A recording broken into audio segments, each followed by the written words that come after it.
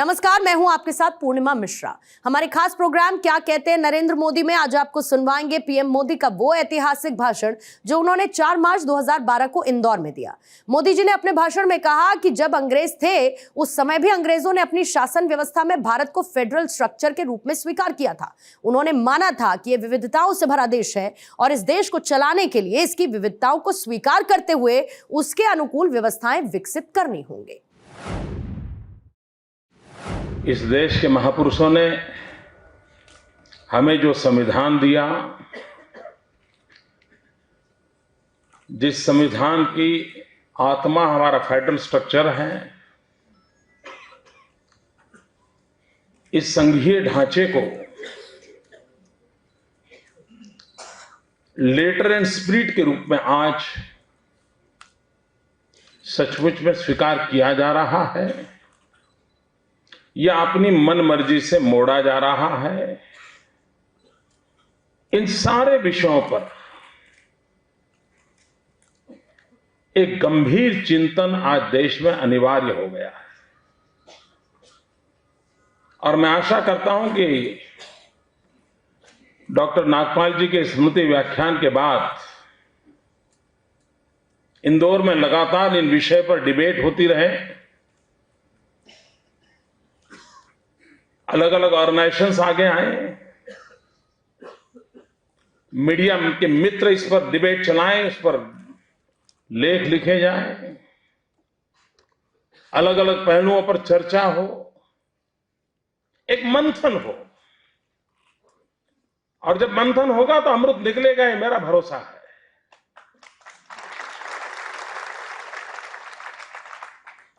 लेकिन ऐसा लग रहा है कि जैसे इस विषय को जितनी अहमियत देनी चाहिए, जितनी गहराई से उसका चिंतन होना चाहिए, समय की दौड़ में सब पीछे छूटता जा रहा है।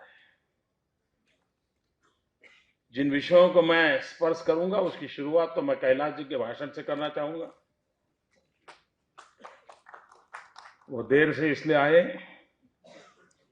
क्योंकि रेलवे की 2 फाटक ने परेशान किया।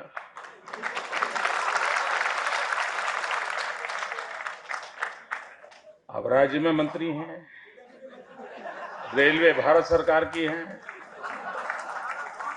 तो उसका रुकावट पैदा करना बहुत स्वाभाविक है आपके लिए।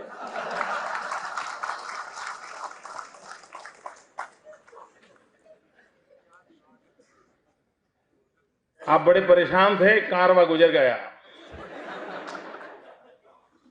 लेकिन ये कारवां गुजरने वाला नहीं है।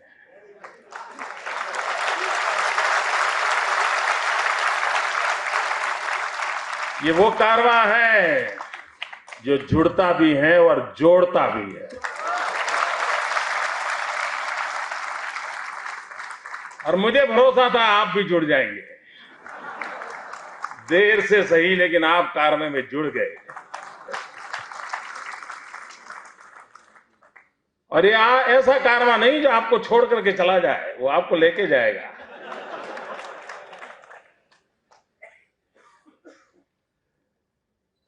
मित्रों, ये जो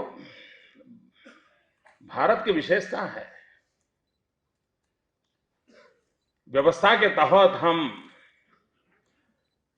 राज्यों की रचना में कार्यरत है,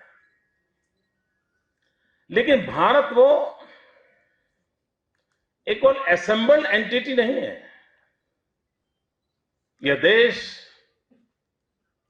एक ऑर्गेनिक एंटिटी है। अगर कश्मीर में कुछ होगा तो पीड़ा इंदौर में होगी ही होगी।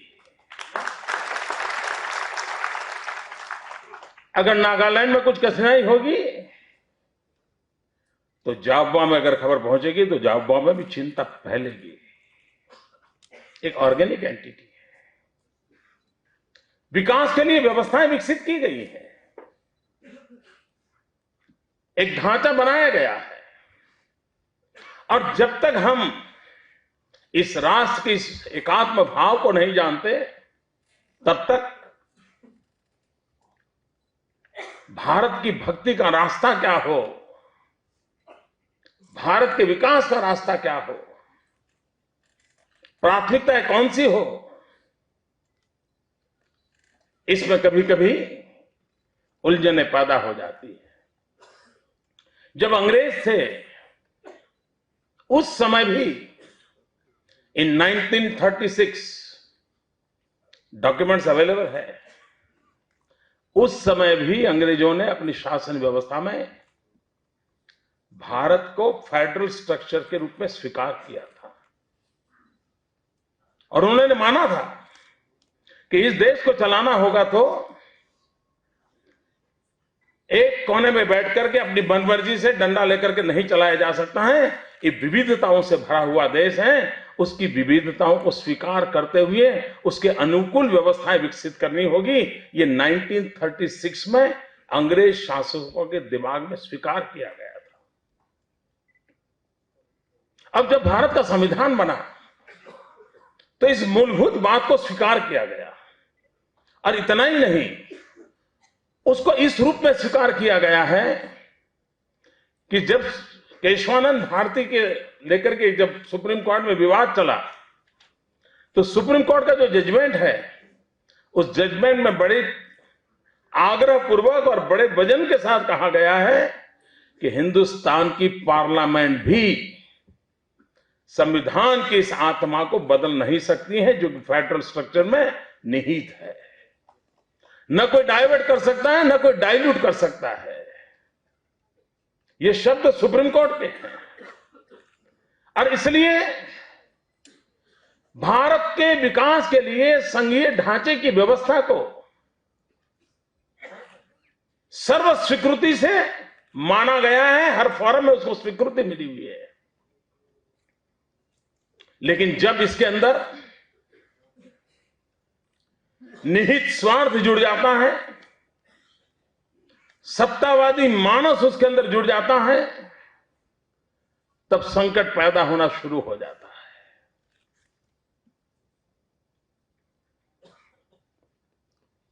दुर्भाग्य से दिल्ली में जो प्रमुख रूप से शासन करने वाली पार्टी रही वो कांग्रेस पार्टी रही।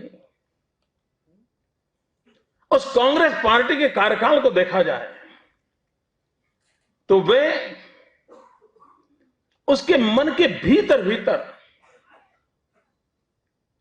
कहीं ना कहीं एक एंटी फेडरल बू आती रहती है। भारत के संघीय ढांचे के प्रति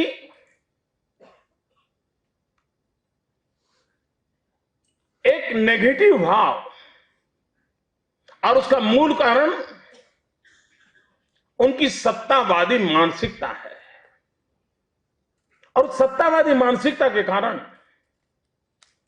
उन्हें जब जहां मौका मिला उनके प्रतिकूल अगर कोई भी व्यवस्था है, उनके प्रतिकूल कोई भी विचार है, तो उस व्यवस्था को उखाड़ फेंकना, उस विचार को समाप्त कर देना और उसके लिए संविधान का जितना दुरुपयोग हो सकता है वो करना, ये उनकी जहन में है।